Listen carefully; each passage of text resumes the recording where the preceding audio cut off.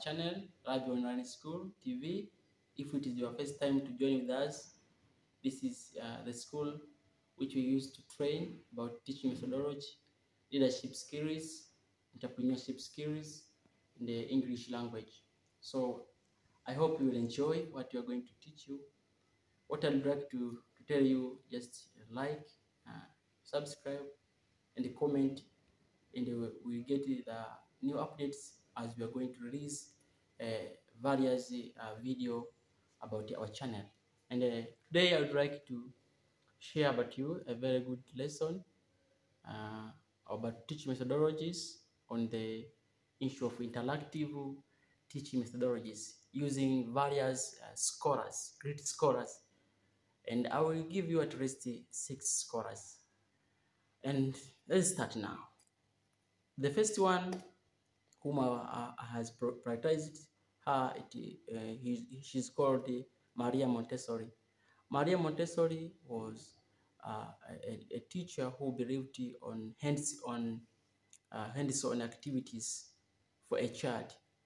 As a teacher, when you're teaching students, especially those who at the low level, it must use the hands-on activities. Maybe you are teaching on coloring. They have to practice on by their own hands. So you give them manila card, you give them pencil, give them a rubber, you give them a material which they can do for themselves, so as they can, through that process, they can learn and they can acquire the knowledge about what you are teaching about. And the second one, it is Aristotle. Aristotle was an ancient Greek philosopher who also believed on learning by observation. Okay, Aristotle, he believed on learning by observation, learning by experience, learning by inquiry, where someone can learn from unknown to known. So you explore the meaning of the word or the concept by observing. Maybe you can observe. Maybe you are learning about animal.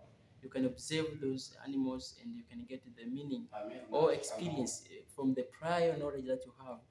So you can get the meaning of issues by your prior knowledge. The prior knowledge is the knowledge which you had, the inborn one you had before, when you were born with from your mother womb.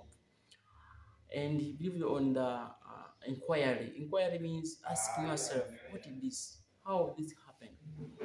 How this happened? For example, when you're teaching a child, maybe on maybe electric equipment, for example, bulb. So you can create the environment, the child to see that how this happened, how a bulb can help, can give us the light, can light us in a dark way, in darkness. So from there, through inquiry, you can learn. Another one scholar is called John Dewey. John Dewey was a pioneer of progressive education. Dewey promoted this learning by doing. So was a pioneer who who introduced the progressive learning, progressive development, whereby someone learn by doing. He believed that education is an endless process. So learning is an endless process. You learn every day as you continue in your daily life. So by then he said, by doing a lot of issues, by practicing, by engaging in various issues, you can acquire the knowledge. Another one is Lev Vygotsky. Lev Vygotsky, he was focused more on zonal, the idea of zonal of proximal development, where he highlighted on how someone can interact with people or with the entire the population, so as you can learn more. So he believed on learning by assisting. So that's why he introduces this idea where someone can learn by a peer in peer group, or can learn by assistant.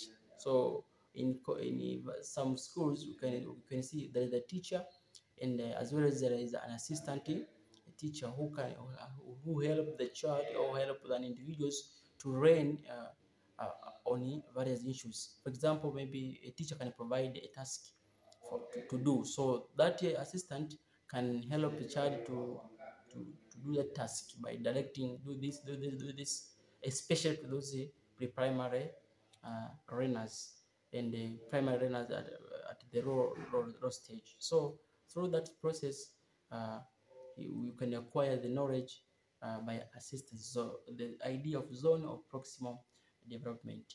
Another one is called Jean Piaget. Jean Piaget also was focused on cognitive development. He believed that someone to build the knowledge is through experiences. So someone can acquire some developmental stages to develop his or her cognitive or her mental capabilities through experiences.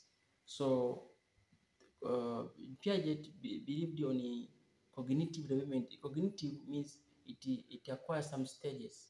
So someone can start at low stage to higher stage. So you can't force someone to understand something which is difficult. So you have to practice. You have to let him or her grow. As someone growing can acquire the knowledge and can be competent in that area.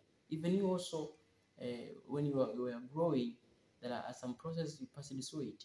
So you started, say, you started memorizing those numbers from 0 to 10, then from 10 to 20, up to 100, up to the way the more you are growing, the more you are adding some content. So that is the way of the growing cognitively.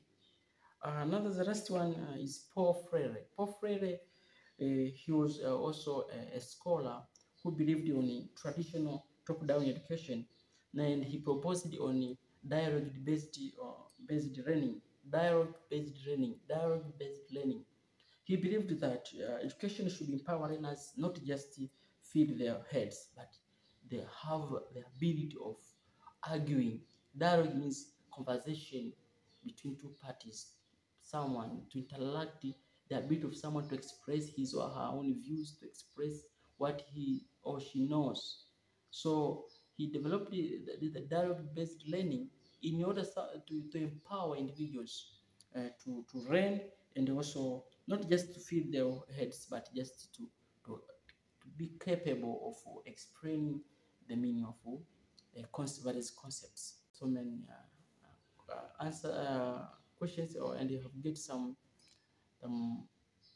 concept or knowledge about this lesson on the 6 great scholars who proposed on interactive teaching methodologies.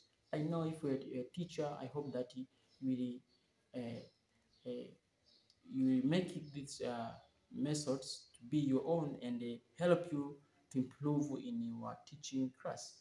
Also, I'd like you maybe have a comment or a question, so we can share from that channel, and I will answer that questions.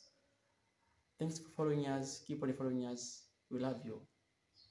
Thanks.